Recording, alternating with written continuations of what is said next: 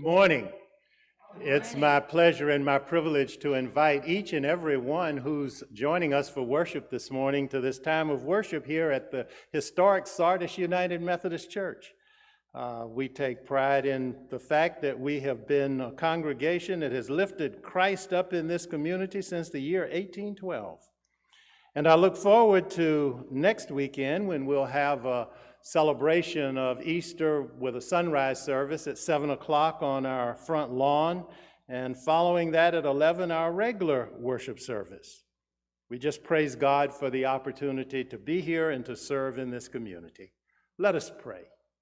Most gracious and eternal God, as we come to this time of worship, our prayer is that you would pour out your Holy Spirit in this place, that we might know your presence, and that we might lift you up in praise. And as we lift you up in praise, Lord, may the blessings of that worship come down. We pray these things and we lift these prayers up. We do it in the mighty and powerful name of our Lord and Savior, Jesus the Christ. Amen.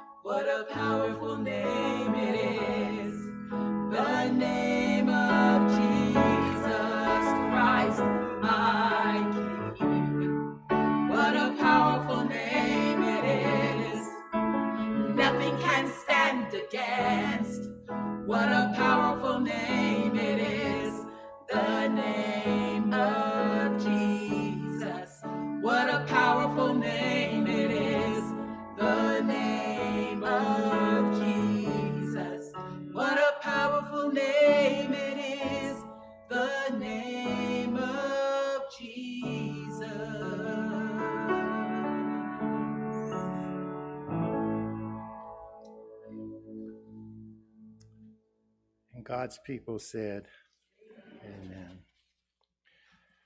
Our Psalter lesson today comes from the 22nd Psalm, and I'll be reading the first 11 verses. If you'd like to follow along with me, it's on page 752 in the hymnal.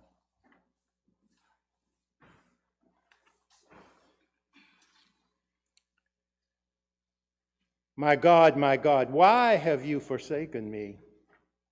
Why are you so far from helping me from the words of my groaning? Oh my God, I cry by day, but you do not answer, and by night, but find no rest. Yet you, the praise of Israel, are enthroned in holiness. In you our forebears trusted. They trusted and you delivered them. To you they cried and were saved. In you they trusted and were not disappointed. But I am a worm and not human, scorned by others and despised by the people. All who see me mock me. They make mouths at me. They wag their heads. He committed his cause to the Lord. Let the Lord deliver him. Let the Lord rescue him, for the Lord delights in him. Yet it was you who took me from the womb, you who kept me safe upon my mother's breast. Upon you I was cast from my birth, and since my mother bore me, you have been my God. Do not be far from me, for trouble is near, and there is none to help. The word of God for the people of God. Thanks be to God.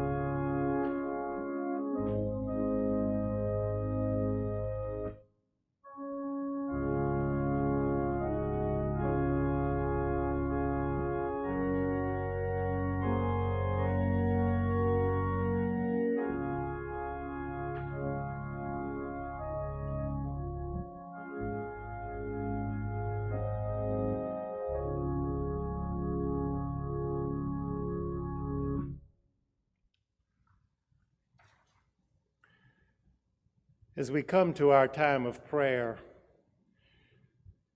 I want to just start with a moment of silence for those things that might be on your heart as you lift them up to God.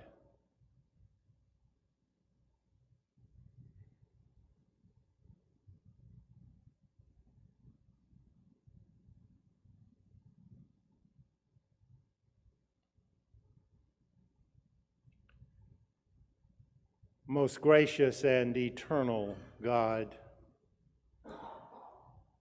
as we come to this time of prayer, we begin by saying thank you. We begin by saying thank you that you touched us and woke us up this morning. We begin by saying thank you that we still live in a country where we can lift praises to you without the fear of being thrown into prison. We say thank you for this church and what it does in this community. We say thank you for those who are gathered today to celebrate and to lift you up.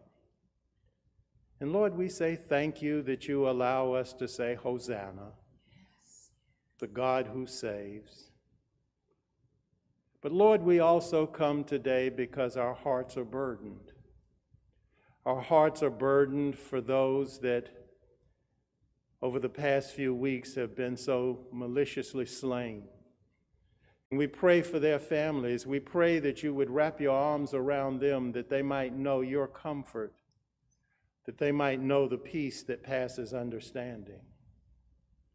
Lord, we pray that in this country that we might go back to the point where we were one nation under God, where we could disagree without being disagreeable. Lord, we pray for unity across all spectrums of our culture. And Lord, we pray for our church that is as divided as is our country. Lord, for those that walk ever so closely to the valley of the shadow of death, and for those who have experienced the loss of loved ones, we ask that you would help them to stand on your promises, promises that say that in that day when Jesus returns, the dead in Christ shall rise. Lord, for those that wrestle with illnesses, we ask that you would reach out and touch them with your healing finger. And Lord, we say thank you that you poured your wisdom out into those who came up with a vaccine, that somewhere down the road in the not too distant future, we might be in a place where once again we can say, and are we yet alive, and see each other's faces. And Lord, we ask that as things move forward, that you would come up with a therapeutic that helps those who are ill to be healed more quickly. Lord, those prayers that we lifted up when we had our moment of silence, we ask that you would hear those prayers. We ask that you would grant those prayers. And Lord, we pray together in the words that you gave. Our Father, who art in heaven, hallowed be thy name. Thy kingdom come, thy will be done, on earth as it is in heaven. Give us this day our daily bread, and forgive us our trespasses as we forgive those who trespass against us. And lead us not into temptation, but deliver us from evil. For thine is the kingdom and the power and the glory forever. Amen.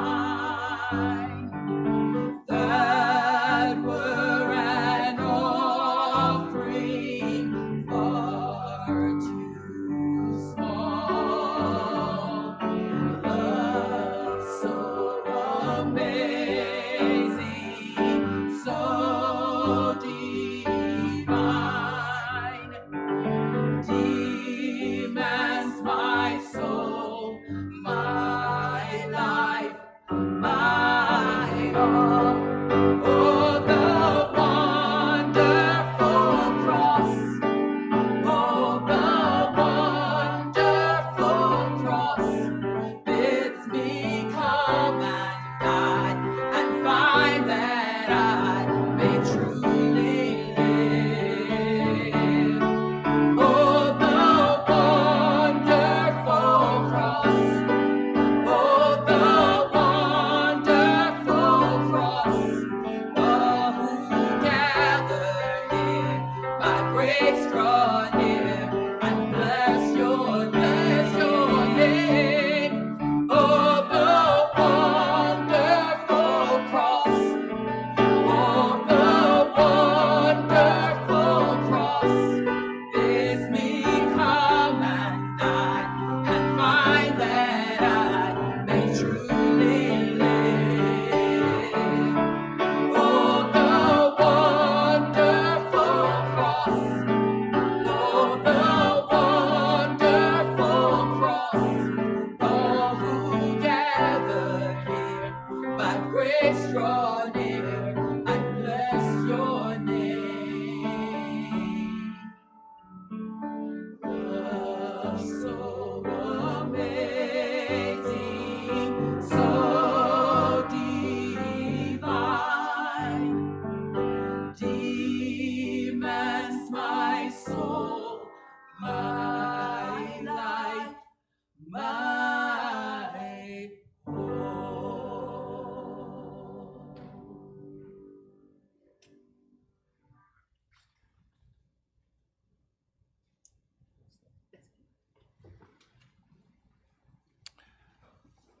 I'd like to share with you this morning from Gospels according to John, and I'm going to read two passages of Scripture.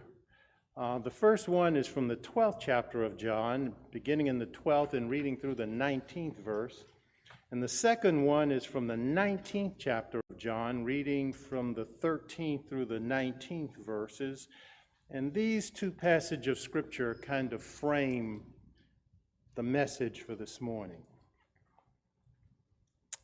Hear what the Apostle John writes. The next day, the great crowd that had come to the festival heard that Jesus was coming to Jerusalem. So they took branches of palm trees and went out to meet him, shouting, "Hosanna! Blessed is the one who comes in the name of the Lord, the King of Israel." Jesus found a young donkey and sat on it, as it is written, "Do not be afraid, daughter of Zion. Look, your king is coming, sitting on a donkey's colt." His disciples did not understand these things at first, but when Jesus was glorified, then they remembered that these things had been written of him and had been done to him. So the crowd that had been with him when he called Lazarus out of the tomb and raised him from the dead continues to testify. It was also that they heard that he had performed this sign that the crowd went to meet him. The Pharisees then said to one another, "You see, you can do nothing. Look, the whole world has gone after him." And then from the 19th chapter, beginning in the 13th verse.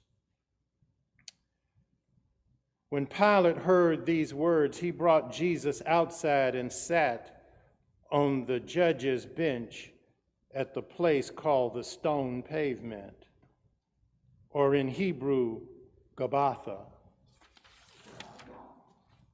Now it was the day of preparation for the Passover, and it was about noon. He said to the Jews, "Here is your king." They cried out, "Away with him! Away with him! Crucify him!" Pilate asked them, "Shall I crucify your king?" The chief priests answered, "We have no king but the emperor." Then he handed him over to them to be crucified. So they took Jesus And carrying the cross by himself, he went out to what is called the place of the skull, which in Hebrew is called Golgotha. There they crucified him, and with him two others, one on either side, with Jesus between them. And Pilate also had an inscription written and put on the cross. It read, Jesus of Nazareth, King of the Jews. The word of God for the people of God. Thanks be to God. This morning, I'd like for us to take a journey with Jesus from the pomp and circumstance of his arrival into Jerusalem on what we historically note as Palm Sunday to the old rugged cross that was lifted up on Calvary on Good Friday. It's a journey from the shouts of Hosanna, Hosanna, blessed is he who comes in the name of the Lord on Sunday, to screams of crucify him on Friday. This drastic turn of events begs the question, why did the same group that welcomed and celebrated Jesus on Sunday call for his death on Friday? And I want to suggest to you that it has to do with expectations. In the case of this crowd, what I would refer to as unmet expectation. So let's see if we can set the stage. These Jews gathered in Jerusalem. It's the time of the Passover in a city that normally has some 50,000 and has now shrunk to several 100,000. Are there to celebrate the Passover, and they have waited a long time. And now many of the people gathered have witnessed miracles. Some, as the scripture said, were there when he stood in front of Lazarus' tomb and said, "Come forth," and Lazarus walked out. Some have heard about him, and the anticipation is high. It's been 800 years since the prophet Isaiah spoke of a Savior in these words. The Lord has made proclamation to the ends of the earth. Say to daughter Zion, see, your Savior comes. See, his reward is with him, and his recompense accompanies him. Some 400 years after the prophet Isaiah, the prophet Zechariah affirms what the prophet Isaiah has foretold. Rejoice greatly, daughter Zion, he says. Shout, daughter Jerusalem. See, your king comes to you. Righteous and victorious, lowly and riding on a donkey, on a colt, the foal of a donkey. They're convinced that Jesus is the one who will restore the kingdom, the one who will lead them to freedom and victory over the Romans. It's for this reason that they lay their garments down in his path. It's for this reason that they wave their palm branches, which are a sign or a symbol of victory. Their expectation is this. This is it. This is it. This is it. It's happening now. See with me in your mind's eye, if you will, what looks like the biggest, grandest ticker tape parade you've ever seen.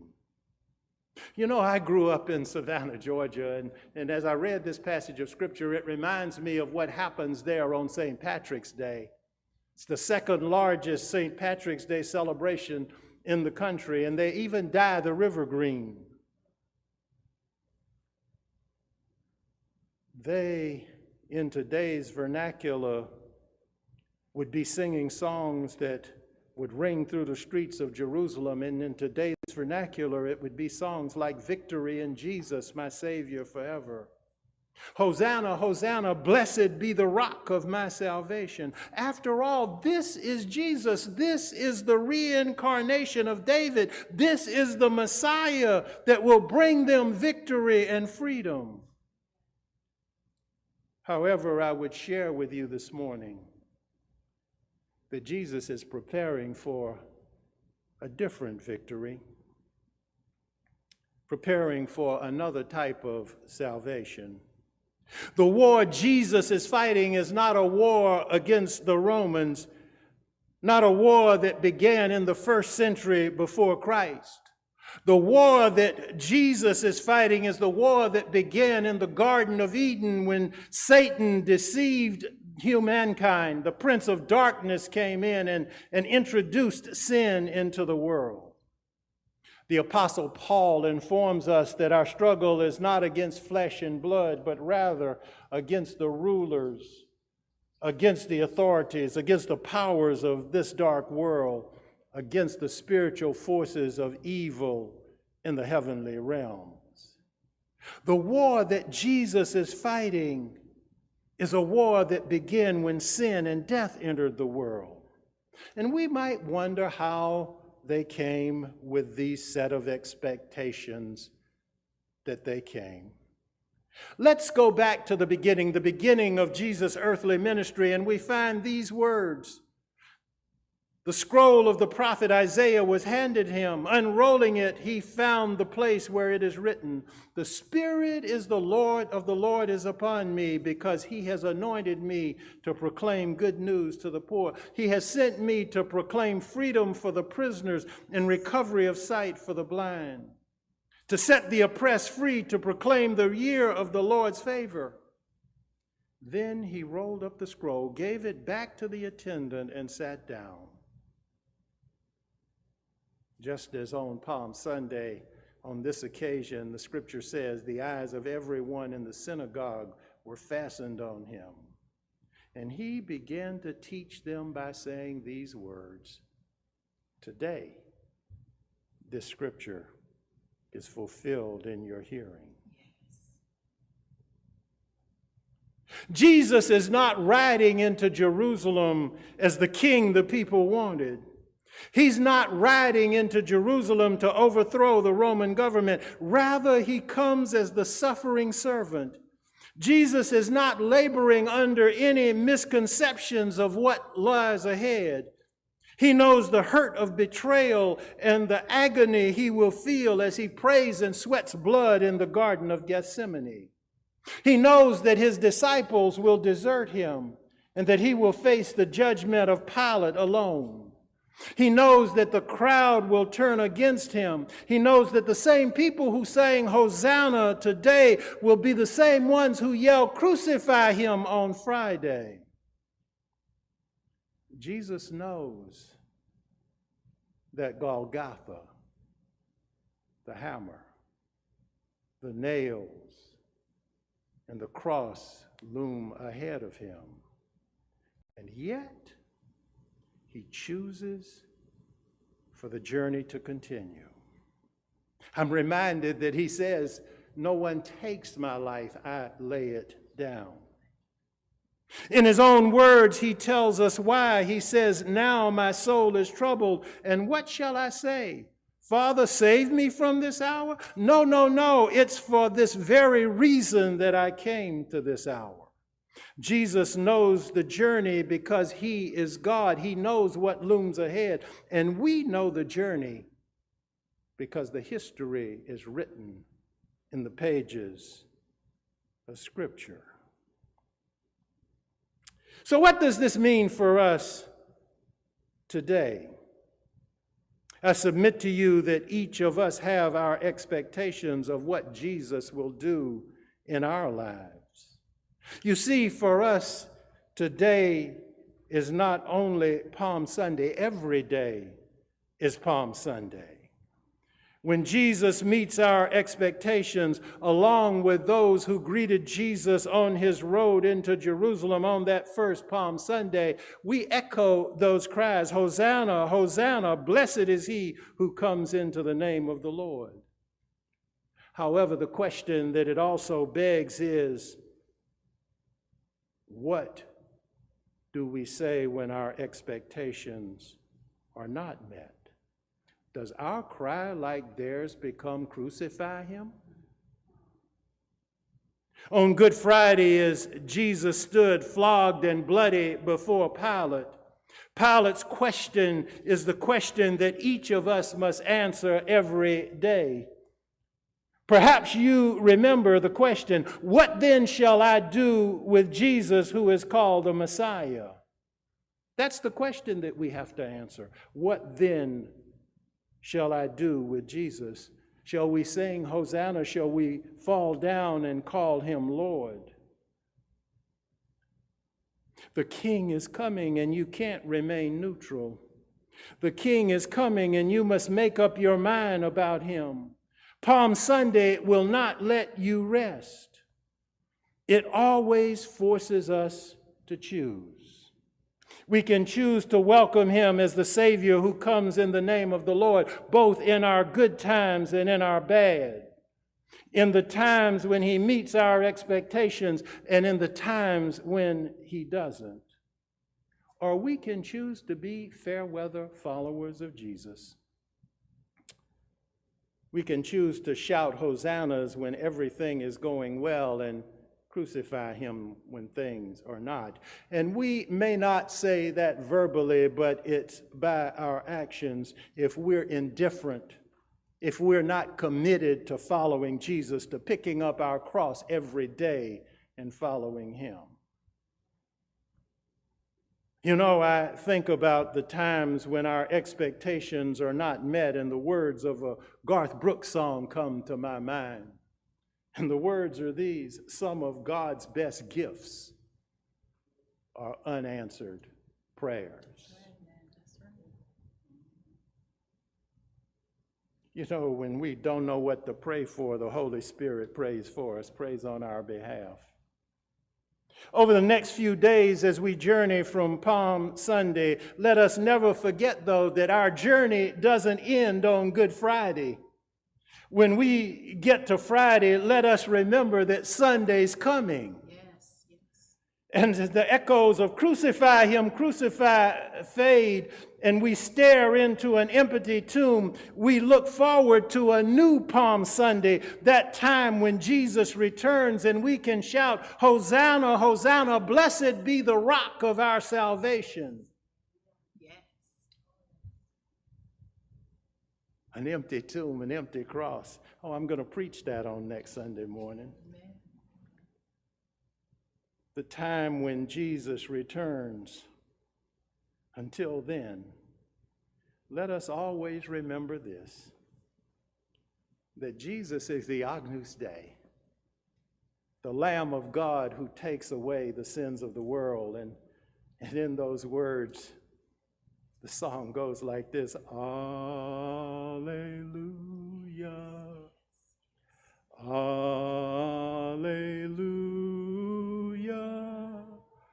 for the Lord God Almighty reigns. Alleluia,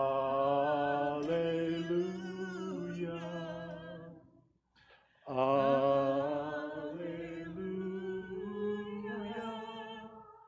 For the Lord God Almighty reigns.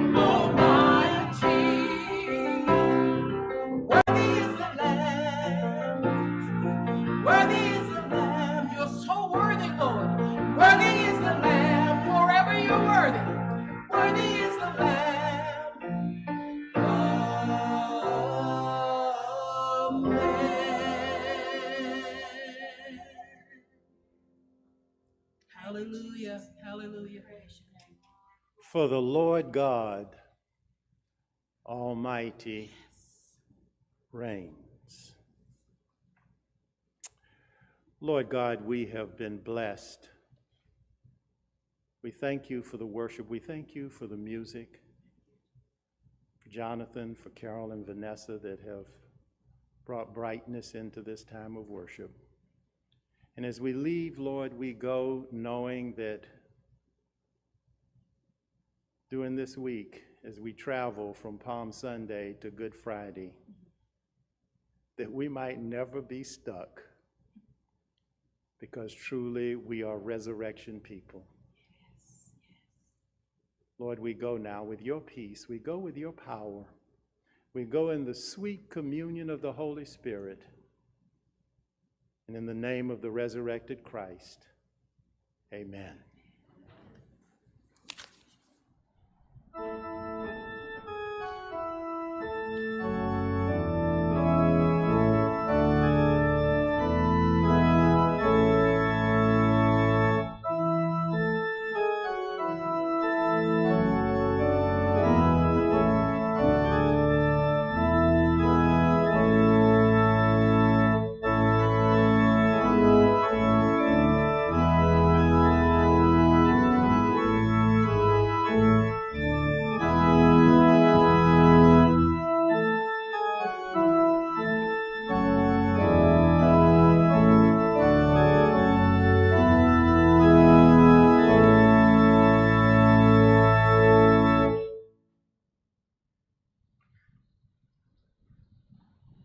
As we started doing it, we've come to a time when we